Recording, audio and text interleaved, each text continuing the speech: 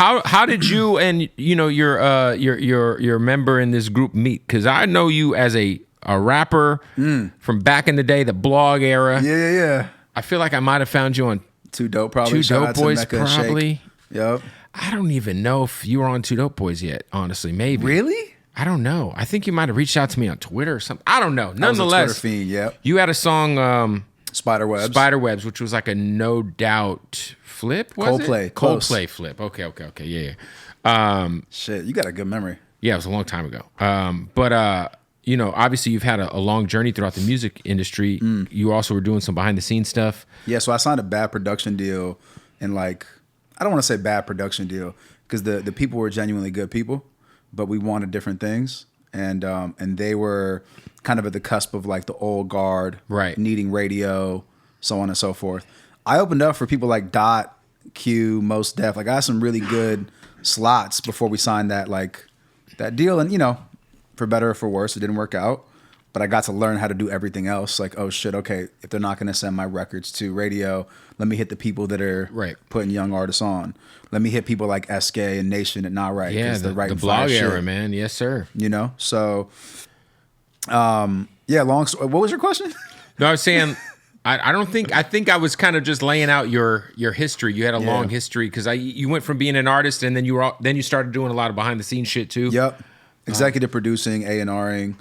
I got to learn a lot, and I think one of the main things I learned is like that fire to make my own stuff was never going to be, quenched or whatever. Right, helping other artists, being people. behind the scenes. Yeah, It's like, you're an artist, so you have an itch you got to scratch. I kept making shit. Right.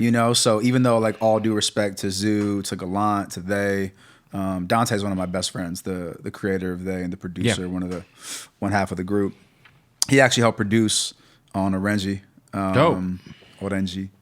So yeah, we had a good run over at the Mind of a Genius camp. That was like 2015 to 2018.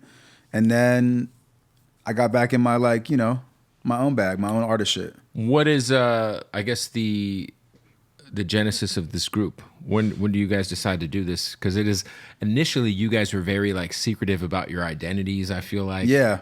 It was very much like, what is this emotional oranges shit? Yeah, what the fuck is an emotional orange?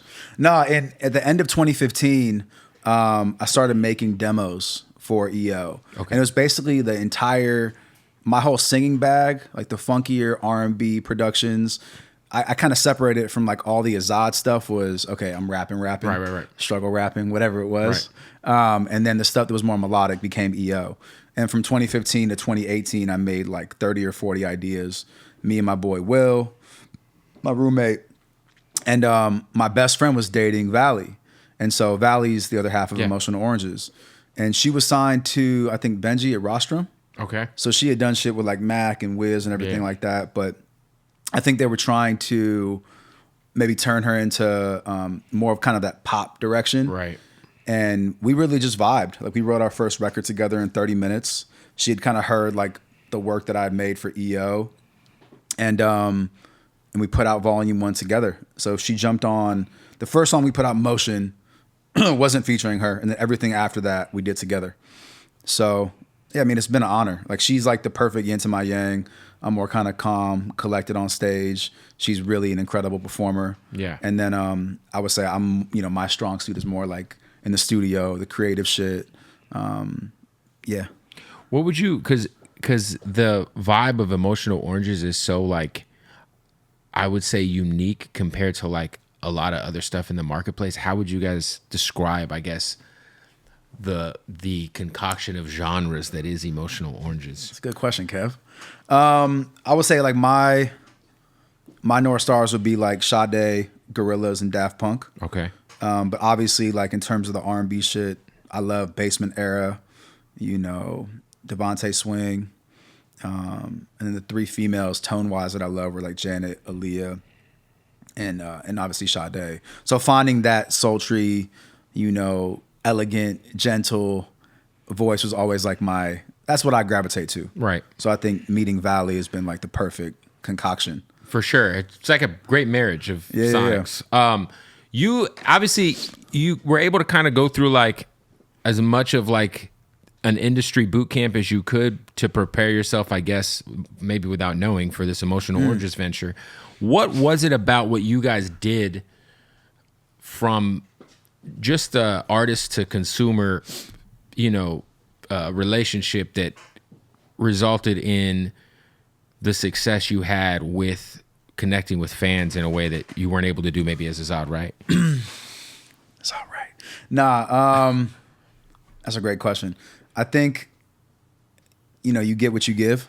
And I think I learned that the hard way on all the Azad stuff. I wasn't self-aware. I couldn't like step out of myself and look at it like a project. Right. Everything was so personal.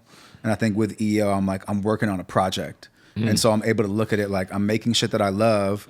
But at the end of the day, like, would I want to wear that? Would I want to use that candle at the crib? Is this vinyl something that when I step into a shop that I'd want to cop and not just put so much of myself into it in the sense of like that I can't step away and view it from the outside in?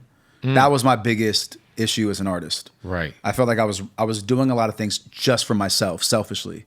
And not thinking about the fans' experience or the consumer. Me. Yeah. When you're young and dumb, I did all my rap shit when I was like in my early 20s. Right. And when I made EO, one of the main goals I had was like, I want people our age, but then like, 19, 20-year-olds. And then I want my mom to come enjoy a gig. Right. So. Were you guys like was it purposeful to kind of be as mysterious as possible initially? Yeah. I think your anonymity is your protection. Right. I think like... Because there was like this era where it was like The Weeknd was like super mysterious. And then I remember 24 Hours for a sec. No one knew who he was. Yeah. And then everyone was like, wait a minute. We know that guy. you. Yeah, that's Royce Rizzy. Do you like what was the thought process with that? Because people might think it would be harder to connect with fans, not necessarily having like a face to connect with the music. You know what I mean? Like, yeah, but I feel like textures. I feel like the world that we built with Brando. That's what it feels like. It feels like you guys built like a universe. And to be honest with you, people ask, "Oh, how did you pop off in Asia?" Like, I'm like, that wasn't intentional. Like, because we weren't showing ourselves, everyone could see themselves in us to some extent. And I think the stories we were telling is like, we're not out here making like music is detrimental to people's lives. Like, it's all rooted in love. And that was the other thing. I think having the experience of like taking some L's as a solo artist, I was able to look back and go, I want to make sure that ages well too. Because you had that luxury now, right? Like I put out my first EO project when I was 29. Right. I just turned 36. Right. So I've been in it, you know what I'm saying? So it's been a journey. And yeah, damn, I'm aging myself up here. It happens. We're getting there, buddy. It's nice. It's okay. Nice.